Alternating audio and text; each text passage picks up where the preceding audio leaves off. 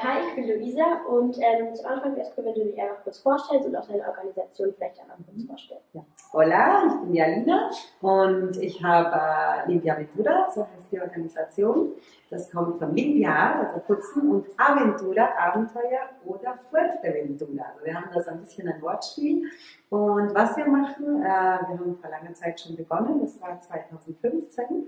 Wir kümmern uns um die Strände, wir putzen die Strände, aber es geht auch um Bildung. Also wir gehen auch an die Schulen und machen mit den Kindern Projekte und gehen mit den Kindern an den Strand, was ja hier nicht so üblich ist, dass die Kinder aus der Schule rausgehen können und vor Ort lernen können. Das ist was ganz Tolles. Und machst du das ehrenamtlich oder ist es so dein fester Beruf? Ja, ich mache das ehrenamtlich in meiner Freizeit, aber ich habe letztes Jahr begonnen, meine Kunden, die Spanisch lernen hier, Erwachsene, auch an den Strand zu bringen und das ein bisschen mit einzubeziehen in die Bildungsurlaube, so heißen die. Da geht es nämlich nicht nur um Spanischkenntnisse, sondern auch um viel mehr. Und da habe ich jetzt eben angefangen, Limpia Aventura und Academia Kunst, so heißt meine Sprachschule, zu verbinden. Okay. Und wann hast du so damit angefangen, so Beach Cleanings zu veranstalten? Und gab es auch irgendeinen ausschlaggebenden Grund dafür? Ich bin immer spazieren gegangen mit meinem Hund und mit meinem Sohn, der war sehr klein damals, und es gab extrem viel Müll am Strand. Und einmal habe ich angefangen alleine und da gab es eine ganz große Liege so aus Plastik und es wurde immer mehr und ich habe ein bisschen nach Hilfe gesucht, keiner hat geholfen, es waren so ein paar Typen, die da herumgelaufen sind, aber keiner hat geholfen. Und da habe ich so ein bisschen ein schlechtes Gefühl gehabt und gedacht, wir müssen uns zusammentun. Und am nächsten Tag, das war ein Sonntag, habe ich mit meinen Freundinnen am Strand geputzt. Dann haben wir gesagt, das machen wir jetzt jeden Sonntag. Und das haben wir 5 Jahre durchgezogen, jeden Sonntag. Ja, und dann kam die Pandemie, da mussten wir ein bisschen umändern, das Projekt. Aber jetzt putzen wir auch, also 3 bis 4 Mal pro Woche. Ja. Okay. Und siehst du denn so eine Veränderung von den Müllmengen am Strand und am Meer oder auch in den letzten Jahren? Ist es mehr oder weniger geworden?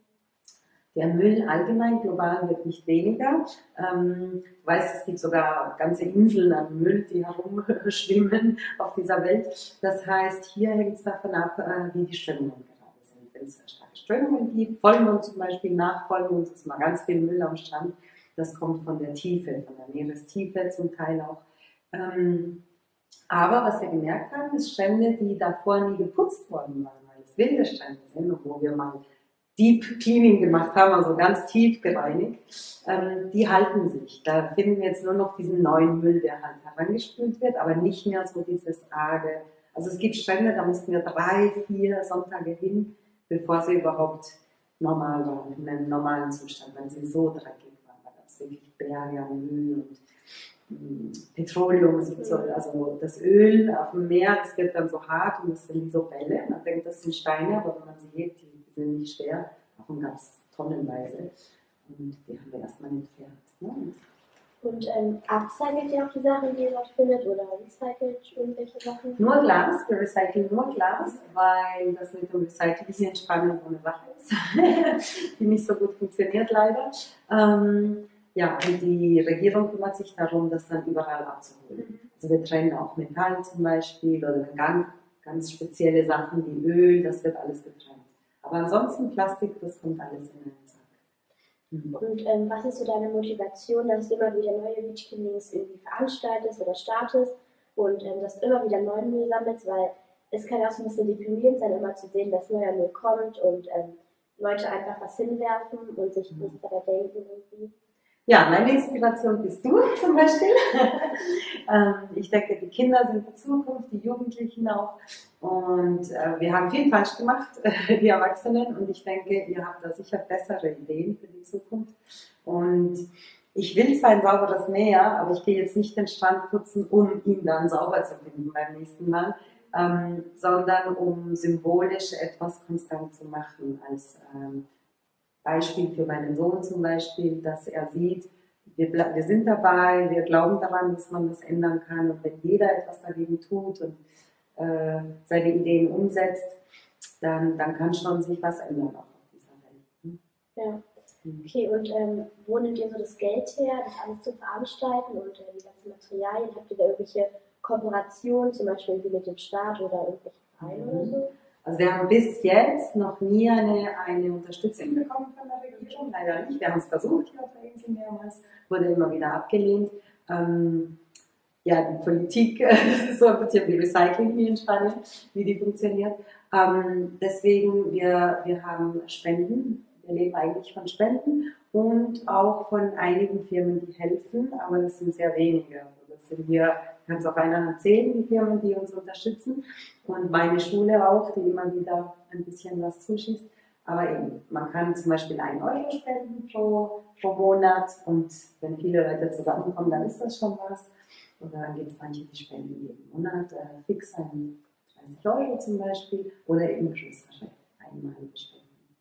Und vom Staat probiert ihr da irgendwie gerade aktiv auch irgendwie Geld zu bekommen oder habt ihr das schon aufgegeben? Oder? Also wir haben noch nicht aufgegeben, aber es kamen halt immer wieder andere Ausreden, von wegen, ihr seid nicht im richtigen Municipio, also nicht in der richtigen Region, ihr habt beim falschen Amt beantragt, so ganz komische Antworten zum Teil. Wir geben nicht auf und wir haben schon ein bisschen eine Unterstützung. Zum Beispiel haben wir einen Wagen bekommen, den wir benutzen, wie heißt das? Einen Ziehwagen, was ist das auf Deutsch? Wo wir den Müll reintun und der wird so gezogen. Anhänger, genau. Den Anhänger haben wir mal bekommen. Also das war das Größte bis jetzt, die größte Unterstützung, die wir hatten. Okay. Und hast du so vielleicht einen persönlichen Tipp, wie man so seinen eigenen Müll im Alltag reduzieren kann?